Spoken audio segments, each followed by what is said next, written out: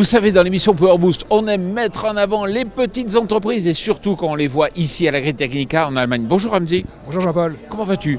Très bien, très bien. Une très belle première journée à Agritechnica. Alors juste, c'est vrai que ça peut sembler étonnant, vous êtes quand même une petite boîte et vous êtes présent ici à l'Agritechnica. C'est vrai, en fait, Novag a fait le pari en 2017 d'exposer pour la première fois à Agritechnica. Donc l'entreprise Novag a été créée en 2012. Donc ça fait presque 15 ans qu'on existe. Mais depuis en fait 2017, on a vraiment été découvert par ce marché allemand. Alors, il faut expliquer qu'effectivement vous faites des semoirs un peu particuliers.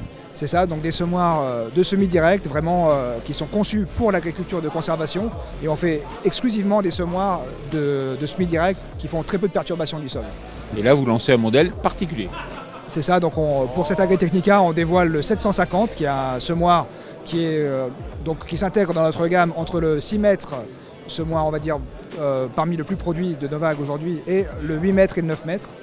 Le 7,50 m, le 750 qui fait disponible entre des largeurs de 7,20 m ou de 7,50 m, est un modèle qui reste à roue et donc qui est un peu plus entre guillemets accessible que la gamme existante de 8, 9, 10 mètres à chenilles. Alors pourquoi je suis étonné de te voir là?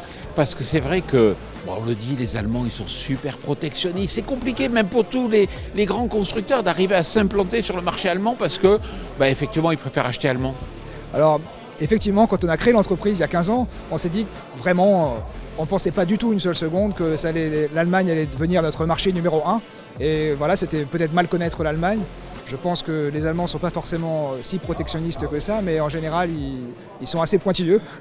Et ils cherchent vraiment des choses qui permettent de... Ils font beaucoup de calculs, ils utilisent beaucoup leur calculatrice. Et quand ils ont sélectionné en fait une solution de semi-direct, ils ont bien aimé Novag.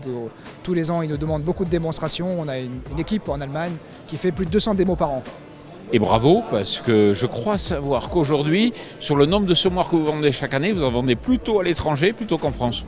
Donc c'est vrai que pendant des années, l'export a toujours été un petit peu l'axe de développement stratégique de Novag. Donc l'Allemagne en lui-même, c'est presque 50% de la production aujourd'hui et c'est en tout cas le tiers de tous les semoirs Novag vendus.